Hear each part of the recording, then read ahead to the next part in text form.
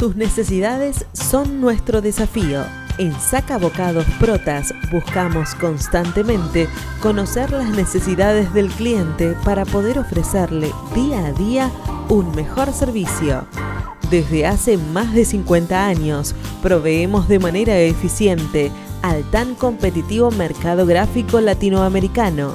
Contáctenos al 011 4488 0701, a nuestro mail info@sacabocados.com o visite nuestra página web www.sacabocados.com.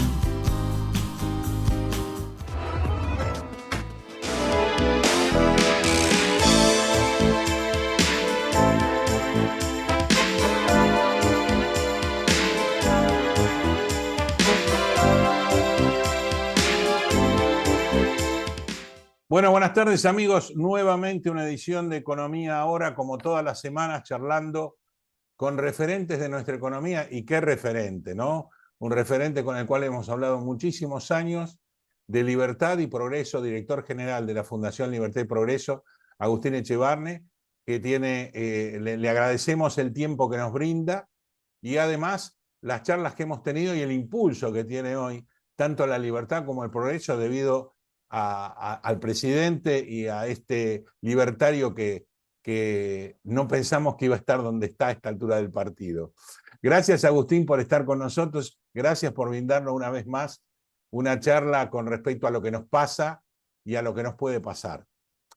No, muchas gracias a ti, un placer, como siempre, poder estar hablando contigo, es siempre un gusto. Gracias, igualmente, la verdad es un gustazo charlar con ustedes después de tantos años y de estar hoy tanto en la picota, la libertad, que es como que la sociedad la reclama, y obviamente que justamente el logo de ustedes, que es Libertad y Progreso, creo que es lo que la sociedad votó con el cambio a Javier Milei. Libertad por un lado y progreso por el otro. El cambio fundamental del país que estamos notando, por lo menos, de una diferencia con respecto a todo lo que pasó en la política. He leído mucho tuyo con respecto a lo que está pasando y me gustaría hacer 3 tópicos por lo menos. El primer tópico sería analizar estos 100 días, el comportamiento que es realmente explosivo con respecto a lo que está pasando y a las medidas tomadas, las que se pudieron tomar y las que no se pudieron tomar, que se están encarando en el gobierno como nunca antes pasó. ¿Cómo lo ves eso? Bueno, yo veo que hay un gobierno que empieza, primero que hereda una situación dificilísima. Catastrófica.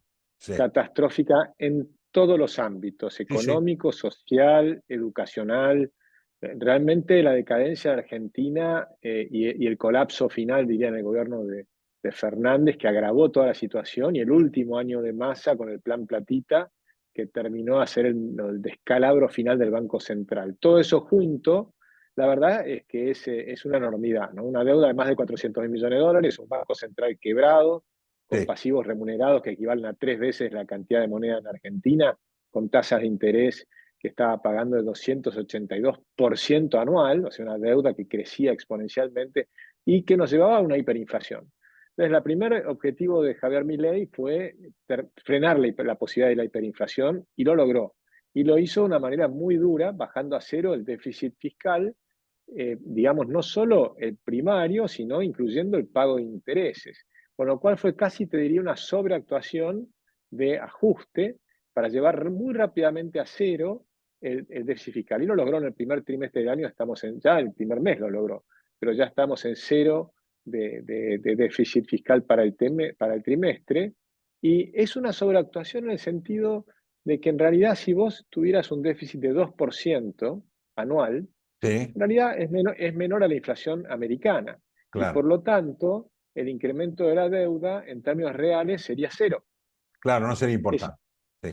Sería perfectamente sustentable. Pero al sobreactuar logró una convicción muy grande, demostró una convicción muy grande, con un coraje tremendo, y digamos que los mercados reaccionaron muy bien. Los bonos subieron más de 100%, las acciones están muy altas, el riesgo país sigue altísimo, pero viene cayendo muy fuerte. Está en 1.400, pero estaba arriba de 2.000. 2.000 y pico, digamos, sí. Claro, Casi el con lo doble, cual, casi el doble.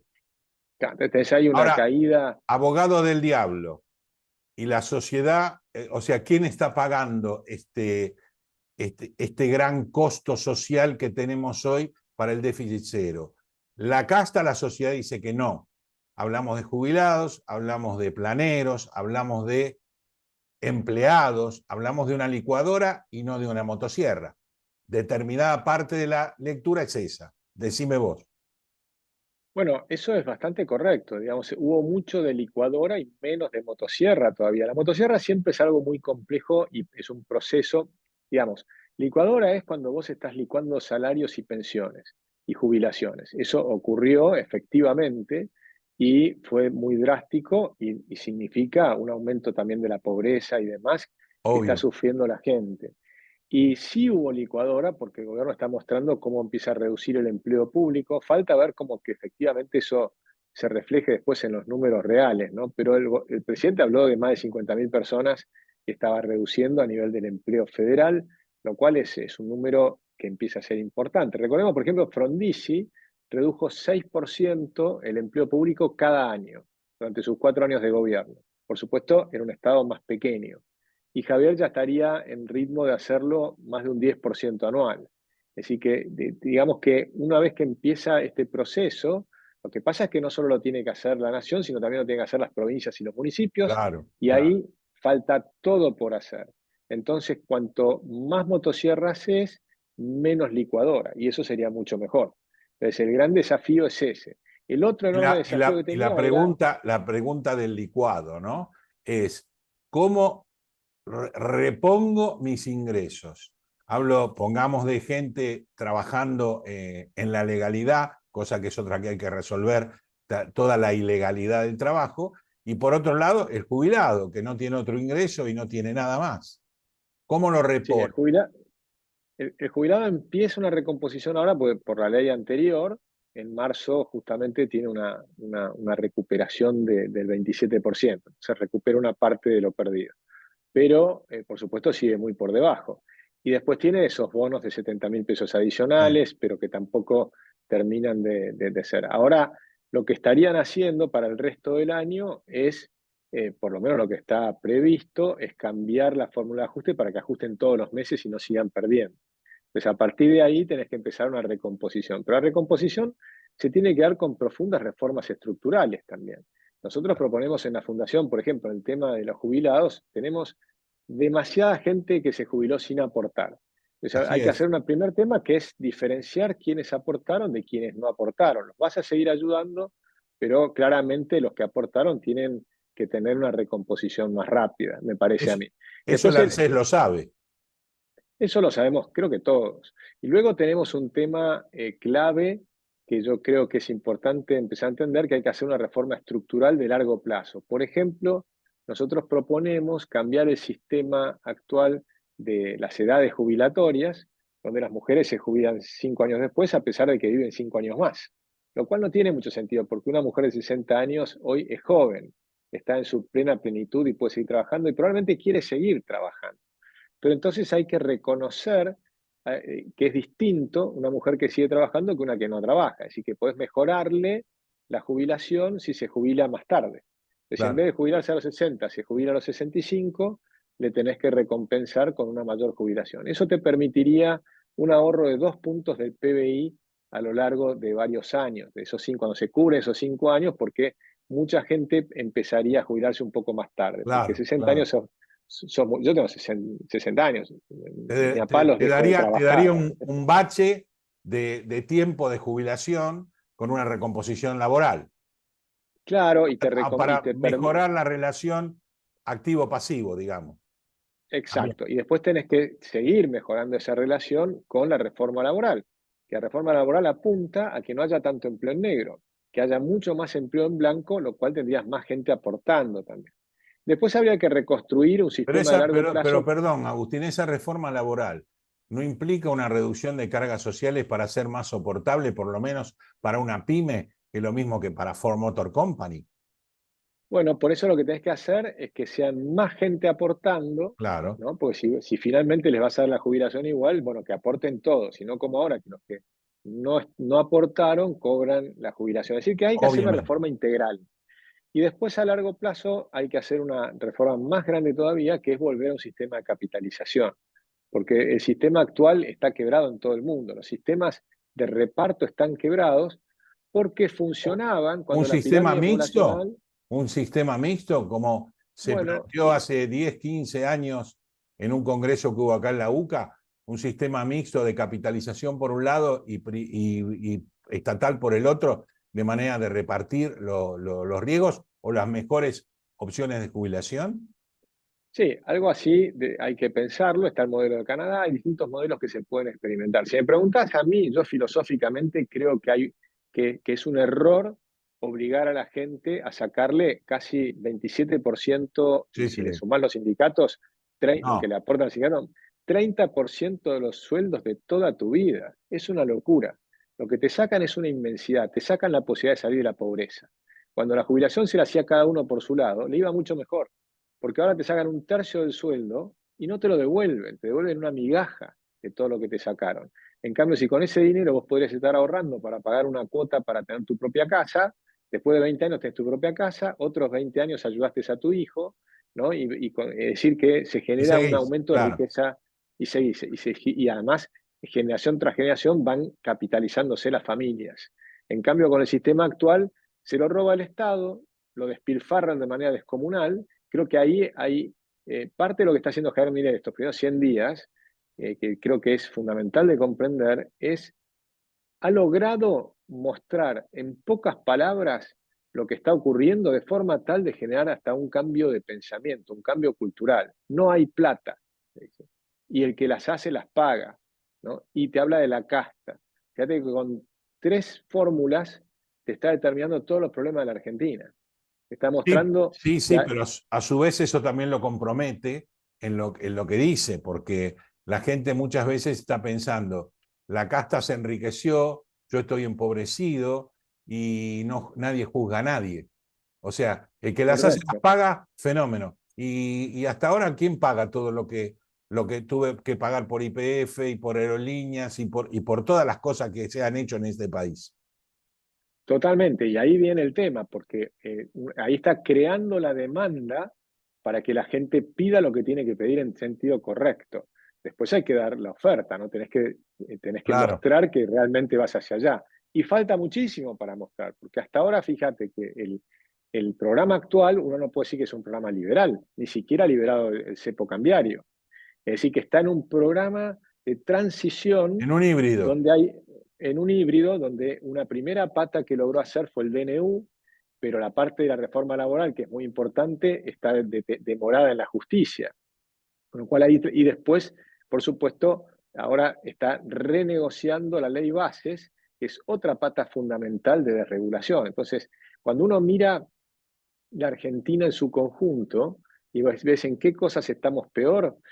Si haces un semáforo de verde, amarillo y rojo, estamos en casi todo en naranja y en algunas cosas estamos en rojo. Los 4 temas que estamos en rojo los está atacando Javier Milei, pero les va a llevar tiempo. Por ejemplo, el primero es el déficit fiscal. Lo llevó a 0, perfecto, pero tiene que ser sustentable, o sea, mucho más motosierra, menos licuadora, o sea que estamos a mitad camino. El segundo tema era la parte monetaria. Pero la parte monetaria también estamos en una transición.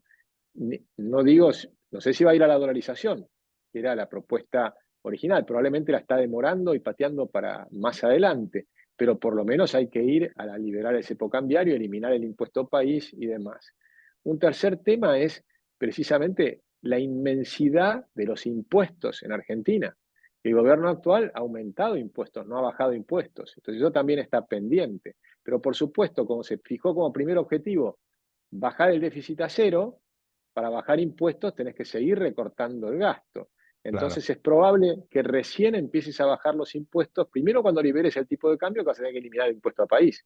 Es un 7% de recaudación, es enorme. Es Pero enorme. también hay que apuntar a reducir los impuestos más distorsivos. Sí, Las lo que pasa es que retenciones, tenemos, ahí vos me llamás a lo mío, que es la parte impositiva, tenemos una playa de impuestos y tasas que no sirven para nada, ni siquiera para recaudar, y en realidad entorpecen al comercio, entorpecen las relaciones interprovinciales, entorpecen las exportaciones, entorpecen todo. Entonces, deberíamos ser muy fuertes en los impuestos recaudatorios y anular todo lo demás que no sirve para nada. Y blanquear esa sociedad que, como vos decís, bien decís, la mitad está en negro y la mitad está en blanco. O sea, tenemos un gran gris que no cierra para pagar todo lo blanco que tenemos, ¿no? Y ahí viene la Totalmente. Y cuando tenés esos 150 impuestos que hay que eliminar, por supuesto, ahí yo creo que hay que hacerlo de entrada, yo lo haría de entrada, realmente creo que hay que hacerlo, porque yo confío en el aumento de la recaudación por la mejora de la actividad. Claro, Pero claro. el que quiere estar sobre seguro, el presidente quiere estar sobre seguro y quiere tener déficit fiscal primero, déficit fiscal cero, quiero decir, primero, Cero. y después bajar. Es decir, que va a seguir bajando el gasto para después bajar los impuestos. Entonces, hasta que entremos en el círculo virtuoso, que va a ser en el segundo año, o sea, el año que viene, ahí vas a entrar en un círculo virtuoso que ojalá se mantenga muchos años. Porque ese círculo virtuoso sería, sigo bajando el gasto, pero ahora empiezo a bajar impuestos. Eso te reactiva más rápido la economía, eso te permite mejorar los ingresos, eso te permite acelerar la baja del gasto, porque podés indemnizar a los que se van yendo y demás. Entonces se va transformando todo un círculo virtuoso hasta llegar a lo que la Argentina tiene que ser, que está puesto en el Pacto de Mayo. Ese Pacto de Mayo es extraordinario. Ese tiene que ser la meta. Si realmente los gobernadores aceptaran esa meta, y la mayor parte de la clase política argentina aceptara esa meta, con eso solo Argentina empieza a mejorar mucho más rápido.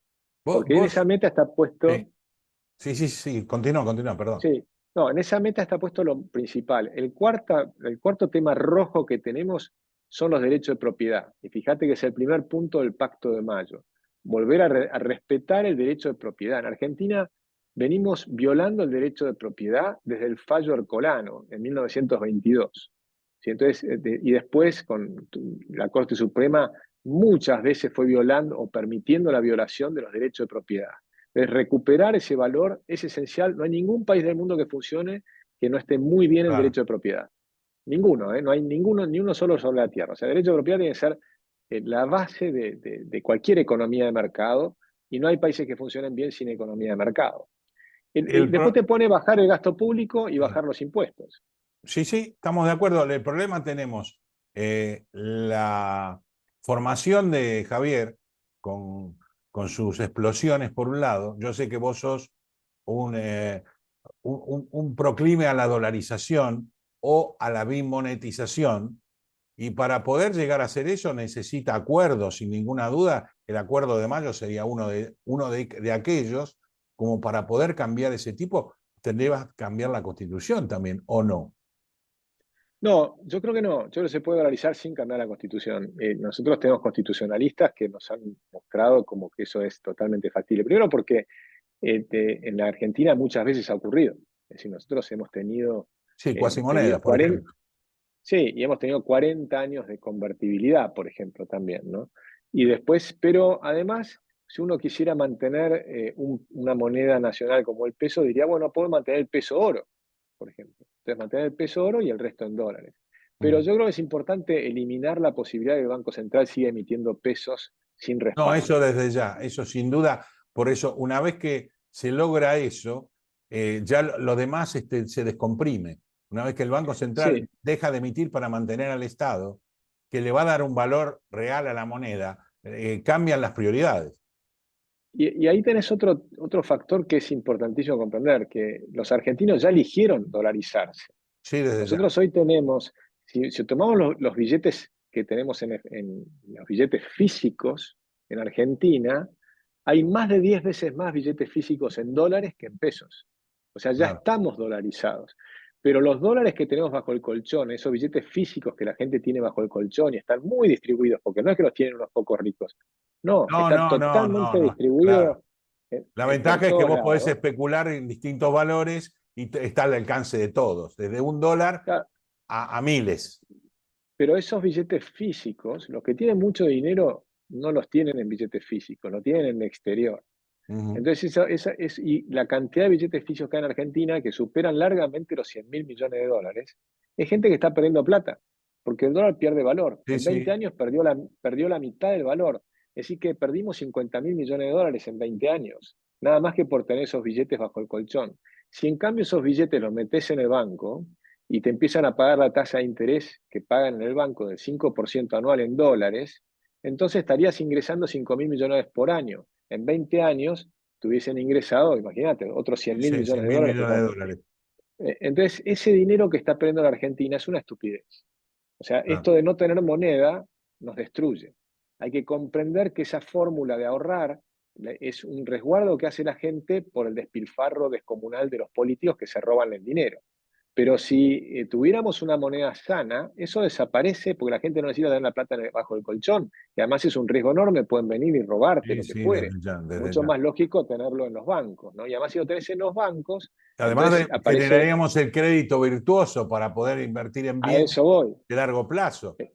Nosotros tenemos Exactamente. un país tan ilógico, me decía un español la semana pasada, que ustedes compran unas zapatillas en cuotas y una casa al contado. Y le digo, la verdad que tenía razón, Exactamente. uno no lo piensa demasiado, pero es lógico, 6 cuotas para comprar una zapatilla y una casa van con todos los billetes uno arriba del otro. Sí, Nosotros, no, es un, un disparate. fíjate que es un disparate. Por eso, si resolvemos estos problemas que estamos mencionando, fíjate lo que hizo El Salvador. El Salvador, cuando se dolarizó, Realizó. se dividió el riesgo del Estado, separó el riesgo del Estado del riesgo del ciudadano común. Porque entonces, a partir de ahí, el ciudadano común conseguía crédito en el banco al 6% anual, a 20 años de plazo, y con eso podías pagar la cuota de la hipoteca. Claro, Entonces ya no tenés que pagar la casa al contado. Entonces la porción que pagás de hipoteca empieza a ser más parecida a lo que pagás de alquiler. Entonces claro, en vez de pagar el alquiler, pagás la hipoteca. Eso te provoca un boom de inversión en el sector inmobiliario y te resuelve uno de los problemas que tiene Argentina, que es el déficit habitacional. Y por supuesto eso jamás lo va a resolver el Estado. Si vos mirá lo que hicieron 20 años de populismo, que dijeron que iban a repartir viviendas, bla, bla, bla, bla, no abarcaron ni siquiera el 7% de la producción de viviendas de Argentina. Entonces jamás lo va a hacer el Estado, tiene que ser el sector privado. Y lo que hace el Estado siempre es injusto y siempre se da con privilegios a algunos y los estamos pagando todos los demás. Entonces es totalmente injusto. En cambio, el sistema del crédito es justo. Cada persona se compra su claro, propia casa claro, claro. con su propio trabajo. Entonces, fíjate que es enorme. Bueno, mientras El Salvador, la gente común, pagaba 6% de tasa de interés, el Estado todavía pagaba 16%. Es decir, no se podía endeudar. Pues el Estado estaba quebrado, pero las personas no. Entonces dividís lo que pasa en Argentina. El Estado está quebrado, pero hay mucha gente que no está quebrada. Sí, sí, Entonces, si le claro. das una moneda sana y un sistema financiero que funcione bien, una persona que tiene un crédito sano puede obtener 6% anual a 20 años y el Estado no, porque el Estado todavía está pagando tasas altísimas. Entonces hay que dividir el riesgo del Estado, separarlo del riesgo de cada ciudadano. Entonces las personas honestas que trabajan bien, que van teniendo ciertos ingresos, que tienen capacidad de ahorro, que demuestran que tienen capacidad de ahorro, van a conseguir el crédito y van a poder comprarse la casa. Y esa es la fórmula para salir de la pobreza, tener tu Sí, propia sí, casa. desde ya, claro, claro. ¿No? Y después ayudar a tus hijos a tener sus propias casas y después tenés la renta de cuando, bueno, típicamente antes en la antigüedad, bueno, todavía sigue siendo hoy el día, ¿no? Que generalmente los hombres morimos antes que las mujeres y quedan las viudas y la viuda podía ir a vivir con su hija, por ejemplo, y alquilaban la casa La paterna y con eso casa, tenían claro, ingresos. claro. Eso que funcionó muy bien durante muchísimos años se destruyó por la jubilación obligatoria que estábamos hablando hace un ratito. Entonces, hay que volver a rearmar la Argentina con una cosa mucho más sensata, con un gasto público mucho más pequeño y más eficiente y que funcione mejor. El Estado nunca va a ser eficiente del todo, pero por lo menos menos ineficiente. No tan ineficiente, no tan corrupto e ineficiente como es hoy día. Otra cosa positiva estos 100 días es la cantidad de chanchullos que va mostrando el gobierno, para Sí, que veamos que hay pus por todos lados. Han robado con los alimentos para los pobres, han robado con los medicamentos, han robado con las pensiones por invalidez, siguen robando con las pensiones por sí, sí, invalidez, sí, sí. ¿no? O sea, están Pueblo- robando con empleo pueblos público. enteros, sí. Pueblos enteros con Exactamente. jubilaciones de invalidez, sí. En Y, realidad el Estado es una gran corruptela general, eh, demostrada y fehacientemente demostrada, donde también participan la parte sindical, la parte judicial, Ese es el problema. Tenés un enquiste de parásitos, digamos, ricachones que son muy grandes y muy grosos y demasiados. Va a ser una lucha Sí, sin cuartel. y, y por eso cuando habla de la casta, es como que ha resumido en una palabra una situación que es una maraña compleja de políticos, más empresarios, más Sí, sí, todos. sindicatos corruptos, Sí, más, pero inclusive las barras bravas del fútbol, ¿no? O sea, están todos intrincadamente relacionados y armados en bandas mafiosas que cooptan partes del Estado en beneficio propio. Entonces, eso creo que es el cambio cultural que está teniendo la Argentina, que la mayor parte de los argentinos se van dando cuenta que el Estado no es el que te brinda las soluciones, sino que el Estado es el problema. claro.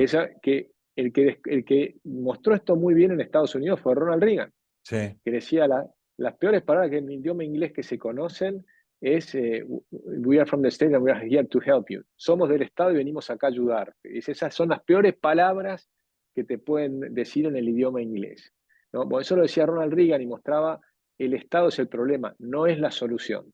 La solución es el sector privado, hay que liberar la fuerza del sector privado, hay que sacarle la bota de encima, hay que permitir la libertad para que se genere la creatividad, la innovación, la creación de riqueza. Y eso es lo que reduce la pobreza. Y te lo demuestra Thomas Sowelson, por ejemplo, él es negro en Estados Unidos, un tipo brillante, un sociólogo, filósofo, que él decía, y lo puede decir porque además siendo negro, dice, la comunidad claro. negra en Estados Unidos venía reduciendo la pobreza muy rápidamente hasta que empezó la guerra contra la pobreza en 1961.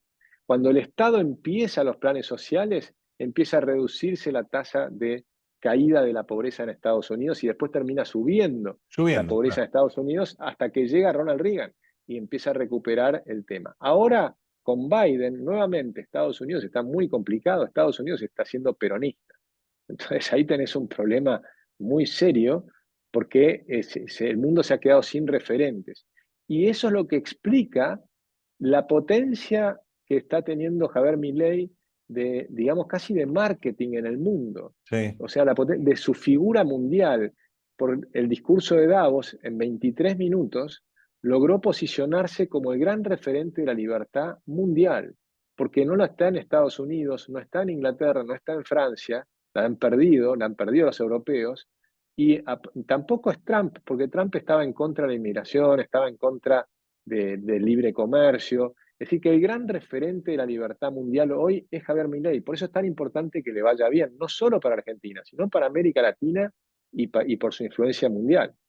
¿Y cómo ves las relaciones exteriores de Argentina? No, no hablamos de diplomáticas que no son buenas.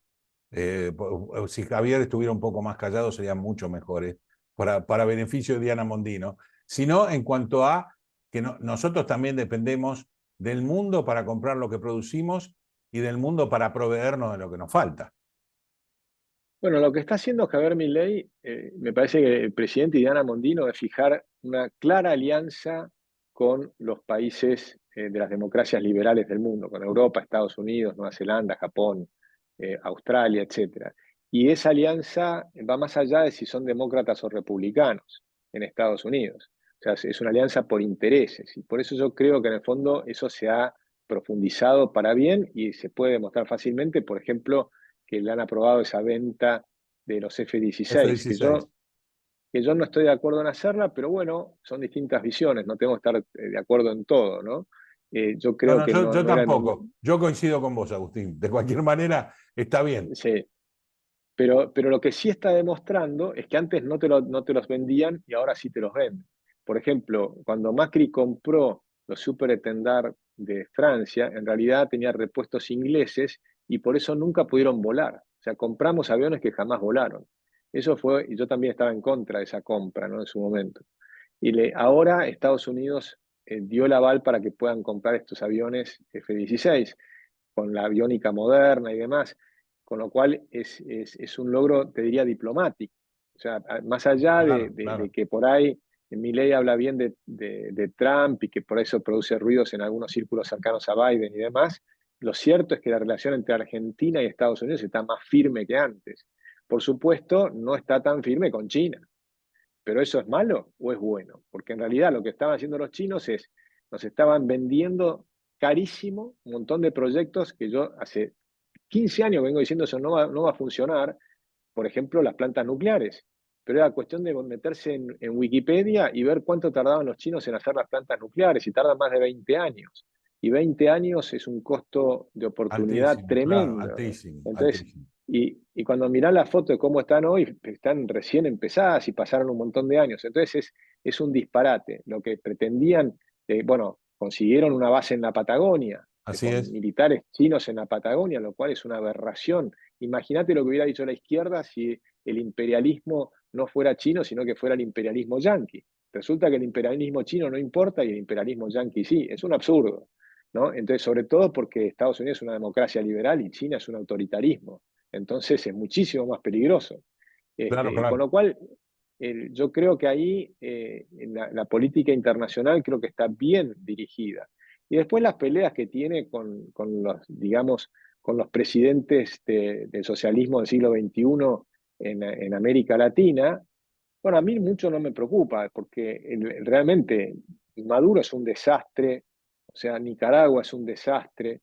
Después, el presidente de Colombia, lo que dijo Javier Milei, es cierto, más allá de que les guste o no les guste, que se pueda hacer una pelea de personas, es cierto, por supuesto que nosotros con el pueblo de Colombia tenemos que tener unas excelentes relaciones, y es verdad que el interés del país tiene que ir por arriba de las personalidades que gobiernen circunstancialmente, y esa es la tarea de Diana Mondino, separar la Claro. pelea de otro. Lo mismo caso con México, ¿no? En el caso de México y Argentina, sí, esos ruidos que se producen por la relación de Javier Milei con esos presidentes, hay que recordar también, porque muchas veces en Argentina los diarios muestran lo que dijo Javier Milei, pero no muestran lo que Lo dijeron que antes los dijeron los otros otros. presidentes. Sí, sí, es cierto. Exactamente. Eso es Porque en cierto. general, yo lo que he visto, y lo mismo internamente desde hace muchos años, Javier Milei responde duramente y muy fuertemente los agravios que le hacen, pero no es el que inicia los agravios,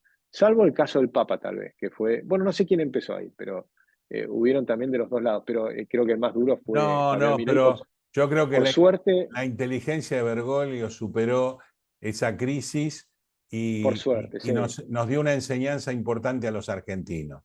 En campaña Sí, se yo dicen creo, muchas cosas y después la cosa cambia. En cambio, el tema de los presidentes, como decís vos, se pone mucho énfasis en lo que Javier dice, pero no se pone énfasis en lo que dice el otro presidente de la misma manera, porque el presidente de México también nos dijo descerebrados a nosotros en función de que lo habían votado a Javier. Estamos en una exactamente. agresión similar. O sea, como Javier le dijo que era poco inteligente, son poco inteligentes, somos nosotros que lo votamos a él. Entonces es digamos, una pelea que con Javier no la ganas nunca, porque él no se queda callado nunca, así que va a ser difícil ganarle. No, por eso, yo creo que estratégicamente la alianza es la correcta, porque aliarte con Irán, con China, con Rusia, realmente no son los aliados que uno quiere tener, lo cual no significa que no negocies o que hagas No, no, negocios no, comerciales. eso es uno de los El- problemas para que los que conocemos a Javier, y vos también lo conocés, tanto como yo, que en definitiva fui uno de los primeros que empecé a reportear allá a Javier hace muchos años, y hasta hace poco hemos tenido charlas importantes, pues sabemos cómo es, sabemos que es un personaje, sabemos la forma de ser, la explosión que le ocasiona determinadas cosas, y no, cuando vas a lo teórico podemos discutir o podemos charlar horas enteras. Entonces es importante eso, pero también es importante los acuerdos, porque si bien la casta sigue manejando la Cámara de Diputados, la Cámara de Senadores, los gobernadores, y el Pacto de Mayo va a ser importante en la medida que marquemos un rumbo común. Digamos, muchachos, bueno, el país va para acá. ¿Quién me acompaña y cómo me acompañan? Es importantísimo, porque sería un pacto sí. fundacional, no sé si como la Moncloa, porque yo siempre no sé qué paran con la Moncloa, pero creo que era distinta la situación de España a la nuestra, pero sí sería un pacto fundacional como ese, ¿no? Yo creo que sería muy importante, si no se llega a ese pacto, sí, igual es muy importante lo previo al pacto, que sería Sí, esta ley que están ahora negociando, esta ley bases reducida. Esta ley implica mejoras importantes en los procedimientos administrativos, que para facilitar también las inversiones con el famoso RIGI, porque nosotros necesitamos la desregulación de muchas actividades que no se pueden hacer. Sí, En sí, Argentina, por ejemplo, hay las 7 provincias mineras que no quieren hacer minería, sí. lo cual es un absurdo descomunal, ¿no? Y después tenemos el problema, por supuesto, de que hay que salir del cepo, porque si no, no te ven las inversiones. O sea, si vos le decís a la persona, invertí acá, eso sí, no te puede llevar la plata nunca más, ¿no? Entonces eso no existe. O sea, hay que salir del cepo, es un No, disparate descomunal. para los argentinos existe, que es lo peor. Es como si fuera normal. Y eso, Claro, pero ninguno va ni a poner la plata. lo que no van a existir son las inversiones. Exactamente, claro. Entonces, ese es un tema. El RIGI, que es estas reglas para las grandes inversiones, también es importante. Yo solo agregaría que no es solo para las grandes inversiones, debiera ser No, para para todas las todas, inversiones, para todas. grandes, pequeñas y medianas, ¿no? Así es. Pero es cierto que para algunos casos, como por ejemplo la minería, donde vos, para que la gente comprenda, cuando haces una mina, lo primero que tenés que hacer es construir una ciudad. Entonces la inversión que haces es inmensa. Tenés que construir la ciudad donde va a vivir la gente, La las escuelas que van infraestructura, a la tener, infraestructura. exacto, las comisarías, la telefonía, la electricidad, los caminos, el ferrocarril, todo. Después construir la mina y recién ahí la pones en producción. Un par de años más tarde o 3 años más tarde empieza a estar en producción la mina.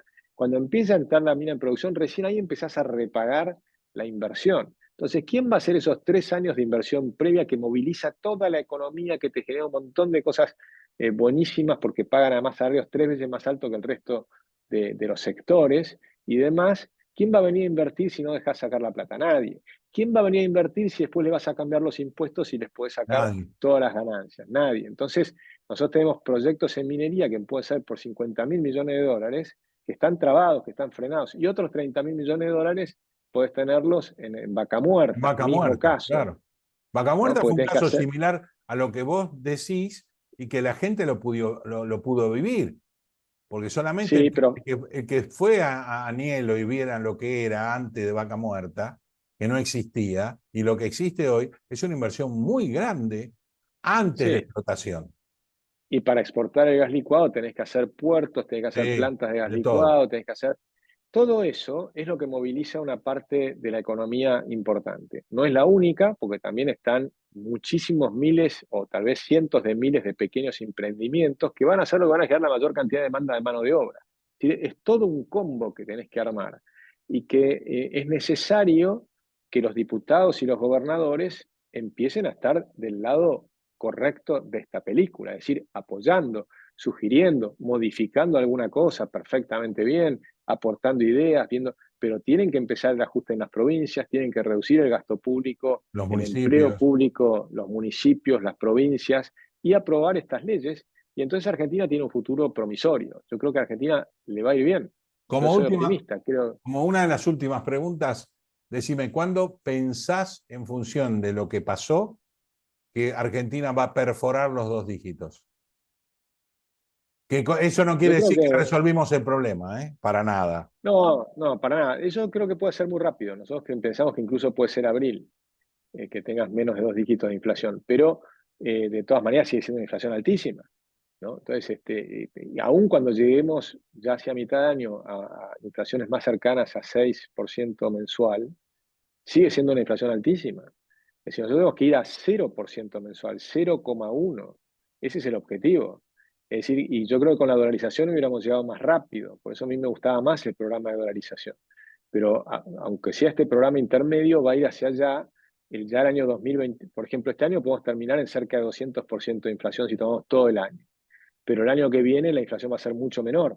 Probablemente va a estar más cerca del 40% anual, que ya es una inflación bastante menor y sobre todo vas a tener mucho más optimismo porque cuando lleguemos a las elecciones de octubre, ahí los índices mensuales tienen que ser mucho más bajos, más cercanos al 1 o 2% mensual.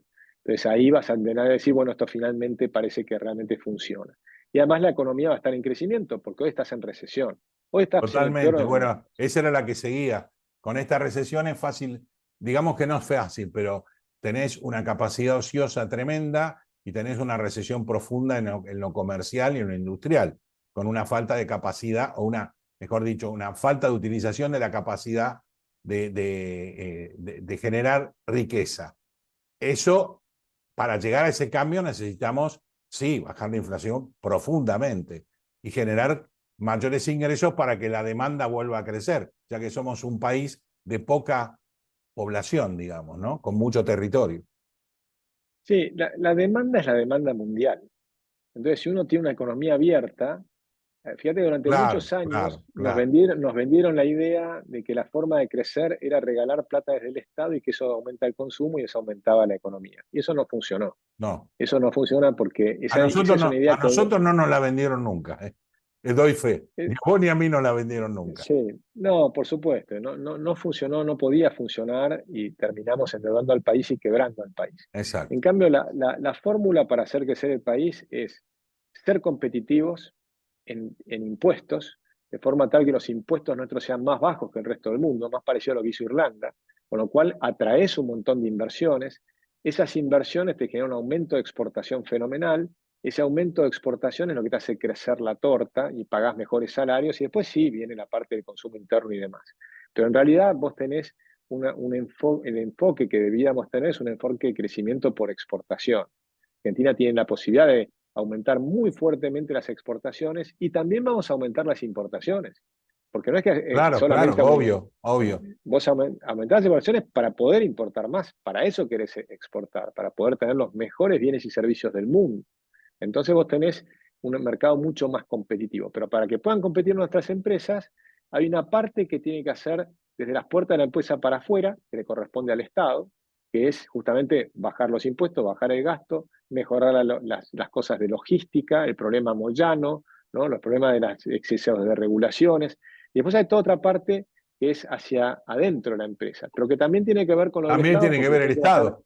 Claro. tienes que bajarle el costo del capital. Si el costo del capital es altísimo en Argentina, es mucho más caro comprar una máquina. Si el costo del capital es más bajo, puedes comprar la máquina y aumentar la productividad. Y al abrir la economía, empezar a tener una escala mundial, porque en Argentina tenemos muchas empresas que son bastante buenas, en muchos casos, pero con escalas pequeñas. Entonces no puedes competir con el mundo, tenés que ir a escala mundial. Te tenés que pensar en el mundo. ¿Ya? Hay que salir del provincianismo, de pensar solamente en lo local, sino que las empresas tienen que pensar en cómo integrarse al mundo. Y esos son procesos que se van dando. Estamos avanzando muy rápido en el Tratado de Libre Comercio con Singapur, pero ese es uno de muchos tratados de libre comercio que tiene que llevar adelante la Argentina. Bueno, Lamentablemente el de Europa está... creo que también hay una buena onda ahora francesa con respecto al Mercosur, no con nosotros, pero sí con Brasil. Y Bueno, Francia estaríamos como es el cola. que...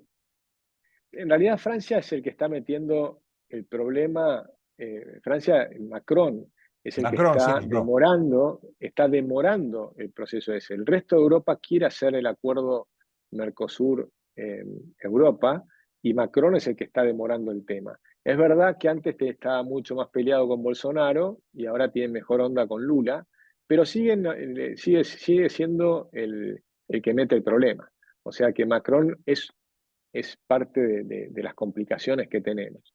Y yo creo que, bueno, vamos a ver qué pasa ahí. Ahora va a haber elecciones en el Parlamento Europeo en la segunda mitad del año y ahí va a haber una oportunidad adicional para ver si se puede avanzar con eso. Pero efectivamente Macron está frenando ese tratado que es importante. Pero Argentina tiene que hacerlo con todo el mundo, inclusive con Estados Unidos y el NAFTA y con toda Asia-Pacífico, como hizo Chile. Chile tiene tratado de libre comercio con el 90% Sí, del sí, PBI sí, mundial. sí.